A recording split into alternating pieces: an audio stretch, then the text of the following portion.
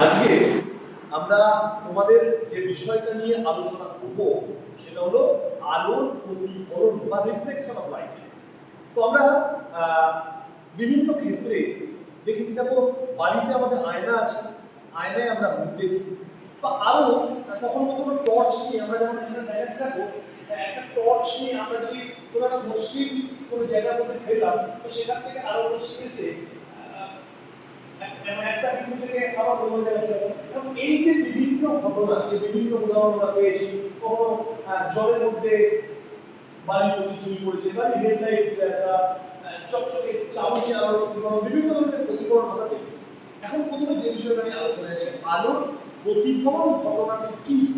আসলে আলোক রশ্মি কোন সমসত্ব স্বচ্ছ মাধ্যমের মধ্য দিয়ে যেতে যেতে যদি দ্বিতীয় কোন একটা তলে আপতিত হয় এবং দিক পরিবর্তন করে পুনরায় যদি আগের মাধ্যমে ফিরে আসে, দিক পরিবর্তন করে পুনরায় আগের মাধ্যমে ফিরে এলো, এই যে ওভারঅল ঘটনা, এই নাম হলো আলোর প্রতিফলন। এবং এই আলোর প্রতিফলনের ক্ষেত্রে যে আলোর রশ্মি আসছে তাকে বলছে কি না আপতিত রশ্মি। প্রতিফলিত হওয়ার পর যেটা যাচ্ছে তার নাম দিয়েছি প্রতিফলিত রশ্মি। এবং এই তলের উপর যে লম্ব টানা হয়েছে তার নাম লম্ব বা অবিলম্ব। এখন এই অবিলম্বের সঙ্গে আপতিত রশ্মি যে কোণ উৎপন্ন করেছে, যে অ্যাঙ্গেল বা যে কোণ উৎপন্ন করেছে তার নাম হচ্ছে আপাতন কোণ। এবং প্রতিফলিত রশ্মির সাথে অবিলম্ব যে কোণ উৎপন্ন করেছে তার নাম হচ্ছে প্রতিফলন কোণ। তাহলে এই হলো আমাদের আলোর প্রতিফলন সংক্রান্ত বিষয়। এই প্রতিফলনে আমরা যেটা দেখলাম আগের ছবিতে, প্রতিফলনের দুটি সূত্র আছে, আমাদের সেটা সূত্রটা জেনে রাখা দরকার। কি সূত্র? না আমরা প্রতিফলনের প্রথম সূত্রে যেটা বলছে না আপতিত রশ্মি, প্রতিফলিত রশ্মি, আপতন বিন্দুতে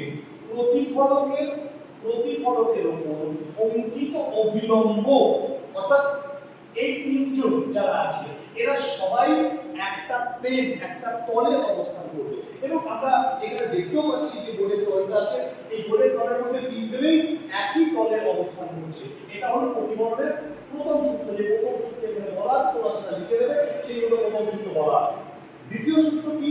না দ্বিতীয় সূত্র আমরা আগের আলোচনাতে আমরা করেছি যে আপাতন কোণ কোনটা, প্রতিফলন কোণ কোনটা সেটা জানিয়েছি। অর্থাৎ এক্ষেত্রে বলছি যে দ্বিতীয় সূত্রে যে আপাতন কোণ বা অ্যাঙ্গেল অফ ইনসিডেন্স এবং প্রতিফলন কোণ অ্যাঙ্গেল অফ রিফ্লেকশন, এই দুটো কোণ সমান হবে, যেটা দ্বিতীয় সূত্রে এখানে দেখা রয়েছে। আপাতন কোণ আই এবং প্রতিফলন কোণকে আমরা আই দিয়ে চিহ্নিত করেছি, আই সমান আর। অর্থাৎ আপাতন কোণ যদি 30 ডিগ্রি হয় সেক্ষেত্রে প্রতিফলন কোণও 30 ডিগ্রি হবে, এবং সেটা এই দ্বিতীয় সূত্রে বলছি। এই দুটো হলো প্রতিফলনের দুটি সূত্র। আমরা এরপরে আসছে এই প্রতিফলনের যার কথা বলছি, এই প্রতিফলনের দুটি ভাগ, একটিকে বলা হয় নিয়মিত প্রতিফলন বা রেগুলার রিফ্লেকশন, আর একটা হচ্ছে বিক্ষিপ্ত প্রতিফলন বা ডিফিউজ রিফ্লেকশন। দেখো নিয়মিত প্রতিফলন দুটো ছবি এখানে রাখা আছে, আমরা সেখান থেকে দেখতে পাবো নিয়মিত প্রতিফলন কি। দেখো তলটা যদি মসৃণ হয় এবং সেখানে বলছে যখন কোনো মসৃণ বা পালিশ করা তল, এখানে একটা মসৃণ বা পালিশ করা তল দিয়েছে। বিক্ষিপ্ত প্রতিফলনের ক্ষেত্রে যে পৃষ্ঠের কথা বলা হচ্ছে এখানে দেখলেই বুঝতে পারছো বিক্ষিপ্ত প্রতিফলনের এই পৃষ্ঠটা কিন্তু অমসৃণ পৃষ্ঠ।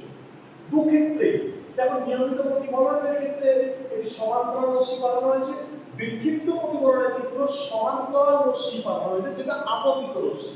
কিন্তু আমরা দু ক্ষেত্রে যদি প্রতিফলিত রশ্মিগুলোর দিকে তাকাই কি দেখছি না নিয়মিত প্রতিফলনের ক্ষেত্রে প্রতিফলিত রশ্মিগুলো আপাতিত রশ্মির মতোই সমান্তরাল ভাবে কিন্তু নির্গত হয়েছে। কিন্তু বিক্ষিপ্ত প্রতিফলনের ক্ষেত্রে আপতিত রশ্মিগুলো সমান্তরাল হলেও প্রতিফলিত রশ্মিগুলো কিন্তু তারা সমান্তরাল নেই, তারা সেই মতো যেদিকে পেরেছে বা যেভাবে হোক তারা এদিকে ওদিকে বেঁকে গেছে। অর্থাৎ বিক্ষিপ্ত প্রতিফলনের ক্ষেত্রে প্রতিফলিত রশ্মিগুলো বিক্ষিপ্তভাবে চারিদিকে ছড়িয়ে যাবে, সমান্তরালভাবে পাওয়া যাবে না। এবং এখানে আমরা বৈশিষ্ট্যগুলি দেখতে পাচ্ছি, প্রতিফলিত রশ্মিগুলি সমান্তরাল, এদের ক্ষেত্রে সমান্তরাল না। এবং যেহেতু সমান্তরাল হয় তাহলে কি হয় না প্রতিফলিত রশ্মি নিয়মিত প্রতিফলনের ক্ষেত্রে যে প্রতিবিম্বটা তৈরি হবে স্পষ্ট হবে, আর এক্ষেত্রে স্পষ্ট প্রতিবিম্ব গঠন করবে। এবং অবশ্যই এক্ষেত্রে পালিশ করা এবং মসৃণ পৃষ্ঠ হলে তবেই নিয়মিত প্রতিফলন আমরা দেখতে পাবো, আর এক্ষেত্রে বিক্ষিপ্ত প্রতিফলনের ক্ষেত্রে অমসৃণ পৃষ্ঠ হবে। তার বাস্তব উদাহরণ আমরা দেখতে পাই, যেমন আয়নার ক্ষেত্রে দেওয়া আছে আয়না, আয়নার ক্ষেত্রে বা জলের বৃষ্টি বা পানি সরকার সমস্ত যদি চকচক বা মসৃণ হবে সেক্ষেত্রে আমরা নিয়মিত প্রতিফলন পাবো। আর যেগুলো অমসৃণ হবে কাগজে পৃষ্ঠ, দেওয়াল, রাস্তা বা ইত্যাদি যেগুলো আছে এগুলোতে আমরা বিক্ষিপ্ত প্রতিফলন পাবো। এইভাবে নিয়মিত এবং বিক্ষিপ্ত প্রতিফলনের আমরা পার্থক্য করতে পারবো।